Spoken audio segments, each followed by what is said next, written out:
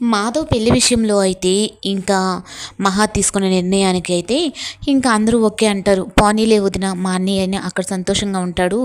చిన్నప్పటి నుంచి మమ్మల్ని అందరిని పెంచి తన జీవితాన్ని నాశనం చేసుకున్నాడు. కానీ అన్నయ్యకి పెళ్ళయ్యేంత వరకు ఈ విషయం చెప్పొద్దు అని అనుకుంటారు.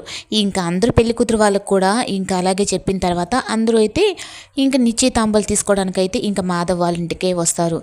ఇంకా అలా వచ్చిన తర్వాత నారాయణరావు అయితే చాలా సంతోషపడతాడు. ఈ ఇంట్లో ఏ పెళ్ళి జరగదనుకున్నాను, అలాంటిది పోయిన వాళ్ళే తప్పక వచ్చిన వాళ్ళు ఎవరు లేరు, మీ సంబంధం ఒక్కటే వచ్చింది అని ఇంకా మాట్లాడుకుంటూ ఉంటే ఇంకా కేశవు అలాగే చక్రి కన్నా అందరూ అయితే ఏంటి వదిన, ఇప్పుడు మాధవ్ అన్నయ్యకి అసలు విషయం చెప్పలేదు కదా, ఇప్పుడు కానీ వాళ్ళు కానీ ఇది విషయం కానీ బయట పెట్టారు అంటే ఇంకా మాధవ్ అన్నయ్య పెళ్ళి ఒప్పుకుంటాడంటావా అని అనేటప్పటికీ అదేం జరగదులే ఉండు కన్నయ్య అని చెప్పని ఇంకా అంటుంది. ఇంక ఈ లోపలే పంతులు గారైతే అదే పెళ్ళి తర్వాత కండిషన్కి ఒప్పుకున్నట్టేనా అంటే ఇంకా మాధవ్ అయితే అంటాడు, ఏంటి ఆ కండిషన్ అంటే మీకు పెళ్ళి జరిగిన తర్వాత మీరు అమ్మాయిల ఇంటికి ఇల్లరికం వచ్చేయాలి అన్నట్టుకంటే నేను చెప్పాను ఇల్లరికం వస్తానని.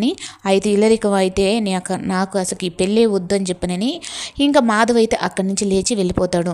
ఇంక ఇక్కడ దాకా కష్టపడ్డ మహా అయితే పెద్ద నువ్వు ఎక్కడున్నా సంతోషంగానే ఉండాలి, కానీ ఇప్పుడు ఇంక పెళ్ళి కాలేదు అని చెప్పనంటే ఇంకా కేశవ్కి కన్నయ్యకి కూడా మనకు సంబంధాలు చూడలేము అన్నట్టుగా తను ఒక మంచి కోడలుగా ఇంట్లో ఉండాలి అంటే నువ్వు అక్కడ ఉండక తప్పదు